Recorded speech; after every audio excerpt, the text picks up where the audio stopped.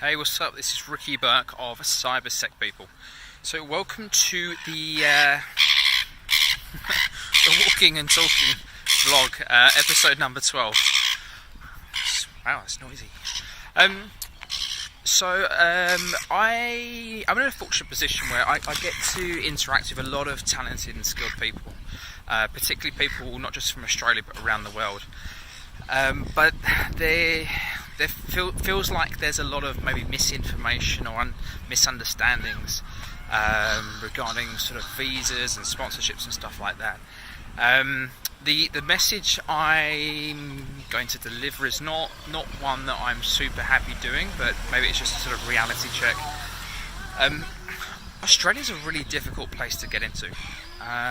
The government have made some changes where it's really difficult, more complicated and more expensive for companies to actually sponsor people, which has had a real knock-on effect to organisations that maybe used to sponsor people or used to bring people from overseas that now are less inclined to do so, just again due to the complexity and the costs involved. So I get a lot of requests, a lot of contact from people about wanting work in Australia, which is understandable. But I've got to say, it's a real tough place, and even when you get here and you have permanent residence, there are a number of people that have had difficulties in picking up their first role. So I can tell you stories of people that it's taken them 1-2 years to pick up their first job. There's definitely some success stories out there. Like I remember a guy a year ago just over who I placed, and it really frustrated me at the time, where he was looking for a role for quite some time, for about 18 months. And this was someone with about 5 years experience in the security industry, had full working rights, but was struggling to actually pick up a job, was struggling for an opportunity. In the end, he actually started cleaning. He was a cleaner, working evenings whilst looking for a job. Because the fact is, we need money. You need money to survive, pay the bills, food, rent, etc. So that was real tough. And what I'm so happy about is this person I placed in a role because the company were open-minded to someone from overseas or without local experience. They just wanted someone who fitted into their culture, and that's exactly what we found. And he was a great guy for the role. He's been there for over a year, and recently promoted into another role. So obviously doing very well in that. There are some other stories where companies take advantage of people, where they will give them the equivalent salaries which graduates or sort of people in their first job would be on. So I know someone else who had 10 years experience coming to Australia, struggled for 2 years to land a job, finally got one at a large consulting business, and they paid him around sort of 65,000. So that is the sort of level where the graduates in their first jobs, generally that's where they start at the large consulting companies.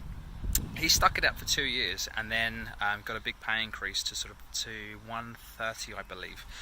So I didn't place him, I'm just aware of the story.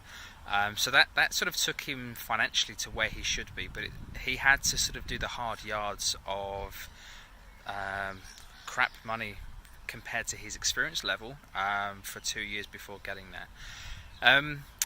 And then we come to sort of people that want to get to Australia, that want sponsorship. So I get messages from people where they tell me they're a fresher, that they don't have experience, and they're looking for people or companies to sponsor them over here. And look, as a reality check, it's just not going to happen. So even experienced people that have visas struggle to get their first job in Australia, let alone no experience. So look, please do yourself a favour. Look, I don't want to say things are impossible, but the reality is you need experience. You need to be very, very good at what you do, and be able to demonstrate the value you can add to an organisation for someone to sponsor you, especially these days in Australia. From what I hear, it may be a bit easier maybe in other places. So I hear New Zealand. The company's a bit more open-minded to sponsoring over there. So I'm not talking from experience, just from what I've heard. But New Zealand is an awesome country, some great places, some awesome people, and very big InfoSec community. So if you're looking for maybe somewhere that might give you an easier sort of pathway somewhere, New Zealand is a fantastic option to look at. But if you're looking for Australia, then my advice is you need the experience. You need to, again, be able to demonstrate the skill sets and the value you can add. And even then it's difficult because as I said, the companies years ago that used to sponsor people, they have more difficulty doing that now.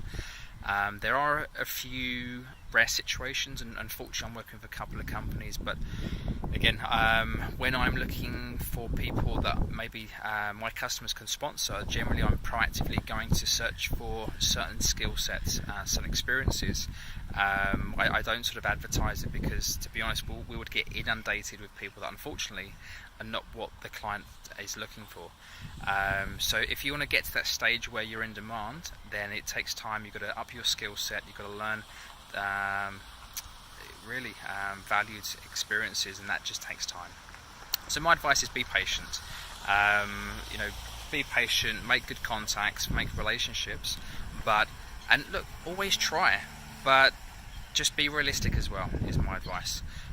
So look, I don't want to sort of break anyone's dreams and things like that, but I think just reality sometimes is, we do need a bit of a dose of that. Australia's a bloody difficult place to get into, but again, if you can be patient, if you can prove yourself, and again, connect with the right people, then in time that may happen, but please get some experience first. So look, that's number 12, the walking, talking, windy vlog today. So look, thank you for your patience. I hope you have a great weekend. As I said in my last video, there's lots of cool stuff happening next week. I've got something to talk about tomorrow. So hopefully people get to enjoy number 13 as well. Alright, take care, have a great day. See ya, bye.